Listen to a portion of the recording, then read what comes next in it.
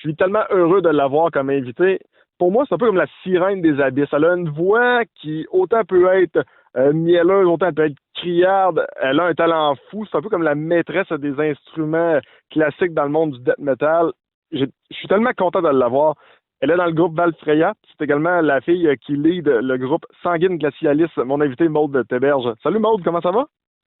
Salut Gabriel, ça va bien et toi? Ça va très bien, Maude. Écoute, j'ai goût peut-être pour commencer de savoir comment la musique est rentrée dans ta vie. Tu joues de plusieurs instruments, le violon, le keyboard, tu es capable de jouer un petit peu de guitare, un petit peu de bass, tu es capable de jouer avec ta voix aussi. Comment c'est arrivé la musique dans ta vie? Je pense que ça a toujours été un peu dans ma vie, puis c'est ça qui fait que je me suis rendue aussi loin. Mais principalement, moi j'ai commencé à jouer du piano, j'avais 12 ans, fait que j'ai commencé quand même tard. J'ai commencé à jouer du violon à 13 ans, puis j'étais dans des programmes de concentration de musique au secondaire, fait que j'ai poursuivi là-dedans. Après ça, j'ai fait mon cégep en piano classique, puis j'ai été à l'université en enseignement de la musique, en piano classique aussi. Veux pas, en enseignement de la musique, on est obligé d'apprendre à jouer de plusieurs instruments, ce qui fait que j'ai touché un petit peu à tout, puis je touche encore un petit peu à tout. En ce moment, je suis gérante du département des instruments de musique chez Archambault, fait que j'ai quand même le choix de m'amuser avec bien des instruments de musique. Pourquoi plus les instruments classiques? Souvent, bon, les instruments qui vont le plus souvent nous intéresser quand on est à l'école, bon, c'est la guitare, ça va être la bass, ça va être le drum. Toi, tu es allé vraiment plus du côté classique, pourquoi? C'est le métal que j'écoutais principalement. En fait, moi, j'ai découvert le métal, j'étais au fin du primaire. J'écoutais beaucoup du black metal symphonique, des bands avec beaucoup d'aspects mélodiques. Le premier qui m'a frappé, c'était Anorexia Nervosa. C'était un claviériste, mais il utilisait beaucoup de patchs de strings. Puis moi, ça a fait que je voulais vraiment apprendre à jouer du violon. Là. C'était comme le premier instrument que je voulais absolument apprendre à jouer. Puis mes parents étaient pas capables de me le payer cette année-là, fait qu'ils ont décidé pour la première année, commence par le piano, c'est plus facile, puis après ça on switch au violon. Fait que j'ai commencé avec le piano, puis finalement j'ai jamais arrêté, mais j'ai quand même embarqué sur le violon l'année d'après. Mais je te dirais que c'est vraiment tout le métal qui a été inspiré par le classique, fait que tout ce qui est symphonique généralement, tout ce qui est très mélodique. C'est ça qui m'a accroché en premier. Puis le fait d'avoir été un peu forcée à apprendre le piano, si je peux dire, ça a fait que c'est un instrument classique, mais je suis restée accrochée dessus. Finalement, je suis tombée en amour avec. Puis c'est comme ça que j'ai été vers les instruments plus classiques. Se lancer dans le monde du métal, du death metal, écoute, Montréal, c'est un peu comme la Mecque là, au Québec, là, puis je dirais peut-être même au Canada, c'est quand même assez puissant là, ce type de musique-là. Comment c'est arrivé pour toi de te lancer dans des groupes? Le premier groupe, comment c'est arrivé? Mon premier groupe métal, en fait, parce qu'avant ça, je faisais des petits bands au secondaire, on faisait un peu de métal, mais mon premier vrai band, ça a été Sanguine Glacialis. C'était des amis du cégep, on était tous des étudiants en musique, en fait. Donc, on était en partie en jazz, en partie en classique, puis j'ai juste trippé sur le band, je suis rentrée là-dedans. Ça n'a pas été super long qu'on a commencé à se mixer avec la scène métal locale. Puis le death metal est arrivé naturellement par rapport à nos influences, tous les différents bands qu'on écoutait, en fait, ça a fait un peu ce qu'on entend aujourd'hui, en fait. Là. Moi, je trouve ça capoté, ce groupe-là. Puis, Palfreya, c'est également super bon, on va en parler, mais je trouve qu'il y a des éléments dans ce groupe-là là, qui sont extraordinaires. Écoute, on entend un paquet de sonorités. On se fait garrocher d'un bord puis de l'autre. J'ai l'impression des fois que mon cœur se fait arracher, après ça, se fait remettre à sa place. Après ça, il se refait garrocher à l'autre bout. Après ça, on le remet à sa place. Écoute, il y a plusieurs sonorités. Je trouve ça complètement débile. Ta voix de... Tu sais, je l'ai mentionné un peu en préambule, une voix de sirène. Parce que, écoute, autant je te trouve super jolie, t'as une super de belle voix, qui on va dire plus calme, mais quand la tempête embarque, là, puis qu'on voit un peu la sirène des films d'horreur débarquer avec la voix de monstre, écoute, c'est complètement débile. Parle-moi de justement comment ce mélange-là est arrivé, parce que il y a trop de choses en même temps, puis ça sonne tellement malade en même temps. J'ai de la misère à mettre des mots dans le bon ordre. Oui, sincèrement, nous-mêmes, on a de la misère à s'identifier. Parce qu'on mixe tellement de choses que des fois, c'est pas facile. Mais justement, c'est ça qui fait Sanguine, c'est qu'à la base, on était tous des étudiants en musique. Donc en jazz et en classique. Puis on était tous des gens qui écoutent du métal de différents types, différentes influences. Puis Sanguine, depuis le début, c'est des compositions en collaboration. Donc, tout le monde touche à tout dans le band. On compose les chansons ensemble. Il n'y a pas une chanson qui est composée par un seul membre, par exemple. Ça arrive pas, là. C'est vraiment... tout le monde y met sa touche. Et c'est vraiment le fait qu'on écoute un peu de tout. En fait, tous les membres dans le band actuellement écoutent un peu de n'importe quoi. Fait qu'on va chercher nos influences dans tous les styles, là, autant métal que classique, que jazz, que prog, que blues, que musique du monde, pop. Moi, j'écoute du pop, OK, l'air de rien, du rap. Puis c'est ça qui fait qu'on mixe tout ça ensemble, puis ça donne Sanguine Glacialis. Fait que c'est sûr que oui, même pour nous, c'est difficile à décrire parce qu'on sait même pas vraiment exactement où est-ce qu'on prend toutes nos influences, mais c'est pas mal ça, ouais. De mixer le piano avec la voix criarde et ensuite revenir au doux, est-ce que c'est difficile de mixer tout ça ensemble? Parce que, écoute, ça doit sûrement exister, là, il y a sûrement d'autres groupes qui ont fait ça avant, mais moi, de la manière que tu le fais, en plus avec les costumes puis tout le reste, écoute, c'est super théâtral, puis je trouve que ça l'ajoute également beaucoup à ça. Je trouve ça malade. Ouais, ben c'est sûr que c'est vraiment trippant. Moi, j'aime vraiment ça. Puis effectivement, tu as raison, il y a très peu de bands qui l'ont fait avant nous. Il y en a. Ça existe, mais il n'y en a pas beaucoup. Puis moi, personnellement, je viens d'un milieu, justement, j'aimais tous les types de métal, j'aimais tous les types de voix métal. J'avais toujours voulu apprendre à streamer. Fait que c'est un des trucs que j'ai appris en premier. Puis avant Sanguine, on avait d'autres chanteuses, donc je n'étais pas la chanteuse principale. On avait un chanteur métal, puis on avait une chanteuse classique. Puis à un moment donné, le band s'est comme un peu reformé. Puis moi, j'ai voulu apprendre à faire les anciennes tunes, j'ai voulu continuer à chanter, fait que je me suis ramassée à apprendre les parts de tout le monde. C'est ça qui a fait que j'ai développé vraiment beaucoup, beaucoup, beaucoup mon chant classique, mon chant pop, mon chant clean. Puis j'ai appris je savais déjà streamer, mais je veux dire, j'ai poussé l'enveloppe vraiment au maximum. C'est ça qui fait qu'aujourd'hui, je suis capable de faire autant de différents styles vocaux. Je me suis un peu forcée puis kickée dans le cul, si je peux dire, pour être capable de faire tout ça en même temps. Fait que ouais, c'était beaucoup d'années de pratique, beaucoup de travail, mais finalement, ça sent bien que c'est quasiment comme une deuxième nature dans mon cas, là. La question qui tue maintenant, est-ce que à la fin d'un show de Sanguine Glacialis, t'es morte ou il reste encore un peu d'énergie? Ah, je te dirais que j'étais assez claquée à la fin d'un show de Sanguine Glacialis. J'imagine, oui. Plus grand-chose. Puis le pire, c'est que les derniers shows que j'ai faits, moi, j'avais un set de Valfreya à faire juste après. Fait que laisse-moi te dire qu'à la fin, là, il restait plus grand-chose de mode. J'étais comme en à terre en train de mourir, mais c'était tellement le fun. Le dernier album, moi j'ai l'impression que ça l'a donné, excusez le terme, là, mais une claque d'en face à tout le monde. J'ai comme l'impression que personne ne l'a vu venir, cet album-là, Ado Pelagic. La manière que ça sonne, de la manière que le groupe a évolué, je pense qu'on voit vraiment là, tout le sérieux du projet dans cet album-là, puis comment le futur est beau pour vous autres, là. Oui, ben c'est sûr que moi je suis pas mal plus fière de cet album-là aussi parce que c'est pas le même line-up en partant entre le premier puis le deuxième album. Je suis le seul membre qui reste entre les deux albums. C'est certain que le deuxième va beaucoup plus me rechercher au niveau des compositions. C'est plus mon style en partant.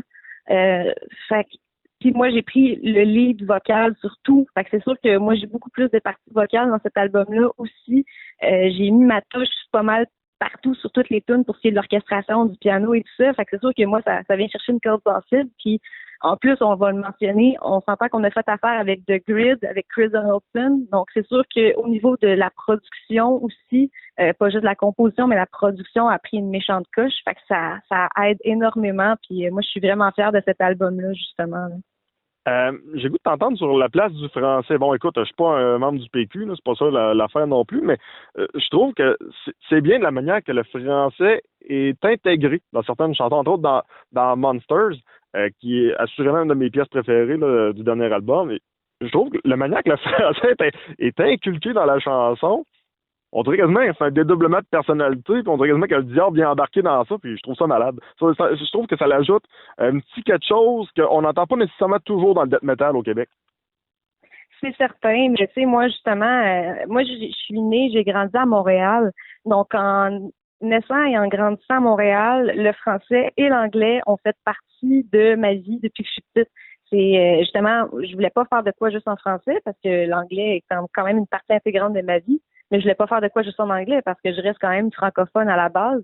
Fait que pour moi, c'était hyper important de mixer les deux. Fait que quand j'écris des textes, j'y vais aussi avec la musicalité de la langue. En fond, je regarde le passage que je veux écrire, j'écoute la musique, puis j'y vais avec la langue qui m'inspire le plus à ce moment-là.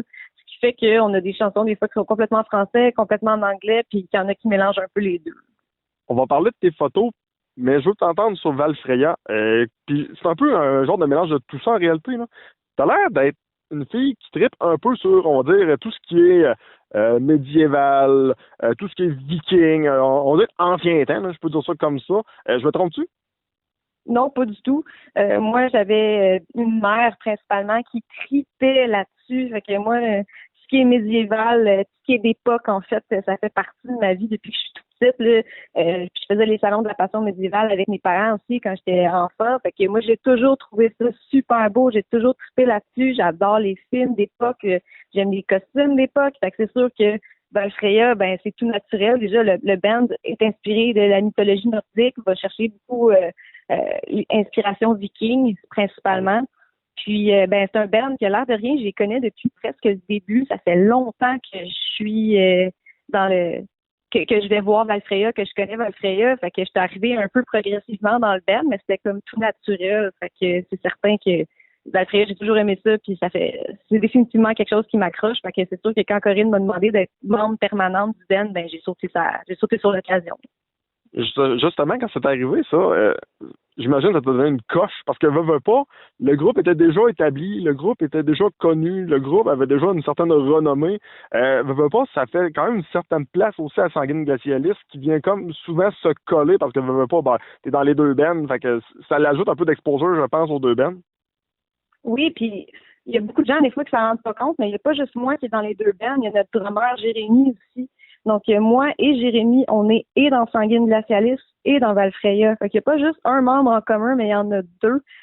Sans parler du fait que bon ben Corinne, c'est genre ma meilleure amie, puis je pense que tout le monde le sait. Puis Ben, c'est des amis à moi de longue date. Donc c'est certain qu'en partant, on est déjà des amis. Fait que de mixer nos deux bands ensemble, ça me paraît déjà, musicalement aussi, je pense qu'on fit quand même bien ensemble. Fait que pour nous, c'est tout naturel de faire des spectacles ensemble puis de s'amuser. Là. C'est juste, dans le fond, on se fait du fun. La question du Kraken, on va l'appeler comme ça. Quel groupe t'apporte le plus? Je sais que ça va être vraiment dur, c'est quasiment comme choisir des bébés, là. Mais n'empêche, mettons, si tu avais à faire une comparaison, qu'est-ce que Sanguine Glacialiste t'apporte versus qu'est-ce que Valfreya t'apporte? Ben, c'est certain que Sanguine, ça fait 10 ans maintenant que je suis dans le band. C'est mon bébé que j'ai ramassé, j'ai ramassé du début, en fait, puis je l'ai refaite à zéro parce qu'éventuellement, à un certain point, ça m'est arrivé. Malheureusement, les membres ont décidé de quitter le groupe parce que ça leur convenait tout simplement plus. Puis moi, j'ai reparti le band de zéro. J'ai reparti le band j'étais toute seule, j'ai tout refait, puis j'ai tout refait à mon goût, à mon image, mais avec l'aide des autres membres aussi.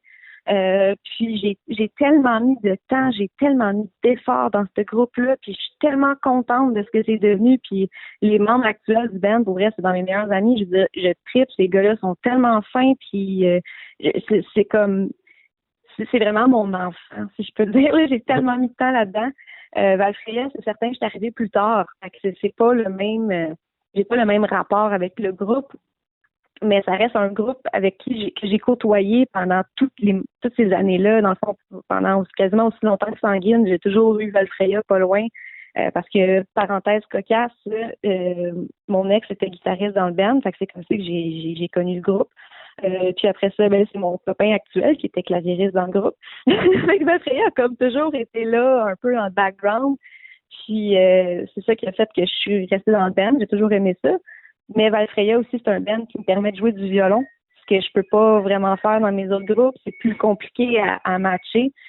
C'est quand même un beau défi pour moi parce que l'air de rien, c'est quand même exigeant au niveau de la pratique, au niveau de l'instrument. Puis c'est ça qui fait que j'aime ça aussi. C'est que ça me pousse à travailler et à vraiment développer mon playing au violon. Puis je trouve ça super le fun. Fait que c'est comme pas la même dynamique pour moi, mais ça reste deux projets super le fun. C'est pour ça que je suis là, en fait. Mine de rien, à part ces deux projets-là, tu es également dans la chorale des Growlers, puis également la Fabrique de Monstres. Question maintenant criarde.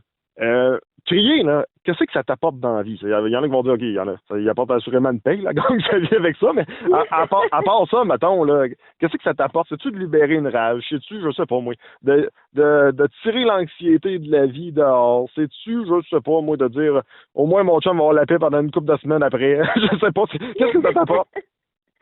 C'est un mix de plusieurs affaires. Mais c'est certain qu'à la base, moi, j'ai toujours trippé sur le métal. Puis c'était principalement le style vocal qui dominait dans le métal. Donc, moi, c'est quelque chose que je voulais apprendre parce que j'aimais le métal, puis je voulais être capable de chanter. Donc, il y a une espèce d'amour de la technique vocale d'un point. Puis l'autre côté, ben effectivement, je te dirais qu'il y a très peu de choses aussi libérateurs que d'être capable de screamer. Puis streamer sur un stage devant une foule ou streamer dans une chorale, peu importe, c'est sûr, c'est super le fun. C'est trippant. Puis ce que j'aime particulièrement de la chorale, les Growlers Choir et la Fabrique de monstres, c'est que ça pousse l'instrument aux limites. Les deux, de façon différente, les deux nous forcent à vraiment développer nos techniques vocales, développer les sonorités qu'on est capable de faire avec cette technique vocale-là. Puis j'ai comme jamais rien vu, puis d'ailleurs, c'est parce qu'on est les premiers au monde à faire ça dans les deux cas. Il n'y a pas de chorale de scream qui existe, puis il n'y a pas de collectif de chanteurs de death metal qui font des voix de monstres dans les jeux vidéo. Ça n'existe pas, on est les premiers. Donc, dans la chorale, ben c'est quand même une chorale qui va mixer le death metal avec la musique classique expérimentale. Donc, on va vraiment chercher des textures sonores qui n'existent pas. Ça me pousse à travailler là-dessus, puis c'est un défi vraiment incroyable. Puis du côté de la fabrique de monstres, ben il faut imiter des monstres. Donc, il faut essayer de trouver des techniques, des façons de faire pour aller chercher ce qui ressemble le plus à une créature. Puis en même temps, ben, il y a une part de créativité là-dedans. On veut pas nécessairement que ça sonne comme toutes les autres créatures. Donc, on travaille notre son pour être capable d'aller chercher quelque chose de vraiment intéressant. Donc, c'est un peu l'espèce de côté expérimental, créatif, puis qui n'a jamais été fait avant aussi, qui est intéressant dans cet aspect-là. Dans tous les talents que tu as, en plus, on ajoute à ça, ben écoute, ta beauté qui ne fait vraiment pas autre chose que des jaloux, j'imagine, parce qu'écoute, t'es vraiment très jolie. Puis sur photo, là, écoute, t'as le don de rendre les photos sexy, mais tu sais, pas déplacées. Tu sais, je trouve que y a une beauté là-dedans. On voit une âme, on voit pas juste un corps, puis bravo, crime, parce que trop souvent, je pense que quand on voit un peu de la nudité, si je peux dire ça comme ça, on oublie un peu qu'il y a un être humain en arrière, puis on voit quasiment juste un morceau de viande. Je sais pas si je m'exprime bien, là, mais en tout cas, du moins, j'espère que je suis bien compris, dans le sens que je trouve ça beau de la manière que tu le fais. Ah ben merci beaucoup. C'est certain que c'est pas facile. Puis comment je peux dire ça? Il y a encore beaucoup de tabous par rapport à ça dans notre société. Il y a encore beaucoup de jugements, surtout. J'ai même eu des jugements de personnes très proches de moi qui m'ont limite blessée. C'est pas facile à faire parce que justement, dès une femme, déjà en partant, une femme qui se montre, tout le monde a son opinion là-dessus. Autant que tu peux être une pute, une slut, autant que tu peux être magnifique, autant que tu peux juste être un morceau de viande, comme tu dis. Fait que moi, c'est quelque chose que j'ai fait pour moi. J'ai toujours, depuis que je suis jeune, j'ai toujours aimé les photos artistiques. Moi, j'essaie vraiment, c'est ça qui m'intéresse. En fait, c'est vraiment la créativité artistique. Mon but, c'est pas de me montrer. Mon but, c'est de faire des photos que je trouve esthétiquement belles. De la même façon que quelqu'un va décider de faire une peinture, ben moi, je fais des photos. Je travaille avec des photographes généralement qui ont des idées particulières, ils savent où est-ce qu'ils s'en vont. C'est des professionnels qui aiment faire ce qu'ils font. Puis, comme par exemple Marilyn, celle avec qui je fais le plus de ces photos-là. Marilyn, elle, c'est son métier. Elle est passionnée de photos. Elle a plein de bonnes idées. Puis, elle a vraiment un œil. Elle a vraiment le don de capturer les belles images. Fait que j'aime ça travailler avec elle. Ben justement, je peux vraiment pousser ma créativité aussi en ce sens-là. Fait que moi, c'est ça que je recherche, en fait. C'est peut-être ça qui transparaît dans les photos, c'est que je cherche à être créative et pas à me montrer. C'est peut-être ça qui fait la différence, des fois, entre certaines personnes, certains types de photos, mais moi, c'est ça mon but là-dedans, en tout cas. autant dans l'image que dans le son. Écoute, je trouve que tu as l'air d'une femme forte, mais qui en même temps montre une belle sensibilité. Fait que j'ai le goût de te dire bravo pour commencer. Puis deuxièmement, j'ai le goût aussi de savoir qu'est-ce qui s'en vient plus particulièrement pour toi côté musique. Là. Je sais que là, présentement, écoute, est-ce que le terme, là, ça soque à cause de la pandémie. Là. Écoute, on n'a pas le choix, là, mais c'est le même, c'est le même. Mais qu'est-ce qui s'en vient côté musique pour toi? Moi, j'ai bien des affaires. C'est pour ça que là, j'ai l'air inactive sur les réseaux sociaux, mais Ça se à rame. l'arrière-scène, je suis plus qu'occupée, là. Autant on travaille sur le troisième album de Sanguine et de Valfreya. Fait que moi, je suis en train de composer puis faire de la pré-prod pour ces deux albums-là qui s'en viennent. En même temps, en parallèle à tout ça, on travaille sur des nouvelles chansons avec la Growlers Choir. Donc, c'est du gros stock, puis on fait affaire aussi avec Temps Fort. Dans le fond, c'est une chorale c'est un chœur classique. Donc, ça va être le chœur classique avec un chœur de Growlers. C'est une première mondiale. Ça n'est jamais arrivé avant. Donc, ça, c'est sûr, c'est de la job, mais c'est super le fun. J'ai vraiment hâte d'entendre ça. Avec la Fabrique de Monstres, ben, il y a des trucs qui s'en viennent aussi. Mais donc, juste ça, c'est quand même beaucoup. Puis moi, on the side aussi, je fais des contrats. Je suis en train de travailler sur un album complet avec des gars en Ontario qui sont en train de faire un album de métal symphonique, on pourrait dire. Fait qu'il y a ça aussi qui s'en vient, que je prête ma voix là-dessus. Donc, c'est un album complet quand même, c'est super le fun. Fait que l'air de rien, je suis assez occupée. J'arrête pas vraiment. Mais c'est ça, c'est bien du stock. Puis c'est ça, vous voyez pas grand-chose sur les médias sociaux, mais inquiétez-vous pas, quand ça va sortir, vous pourrez pas manquer ça. Il y en a tellement qui s'en viennent en même temps. Fait que c'est ça, faute de pouvoir faire des shows, ben on travaille sur autre chose. Hein? Ben, il me semble que dit de même, là, écoute, j'ai comme l'impression que tout le négatif de ma vie puis le négatif d'un paquet de personnes vient de tomber. On se dit que il y a de quoi de bon qui s'en vient au moins. Mais oui, mais c'est sûr, écoute, c'est sûr, pas de show. Je pense que les musiciens en premier, hein, on trouve ça vraiment lourd, mais au moins, il y a des alternatives. Puis, on espère quand même aussi que ça ne durera pas pour toujours. Fait qu'un jour, on ne sait pas quand, mais un jour, ça va recommencer à être comme avant. Puis là, on va pouvoir profiter de tout le travail qu'on a mis pendant qu'on était en confinement. Maude Théberge, un gros merci pour ton temps. Félicitations, écoute, pour l'ensemble de l'œuvre, puis on a juste hâte d'entendre le reste. Là, merci beaucoup de m'avoir reçu, c'est super apprécié.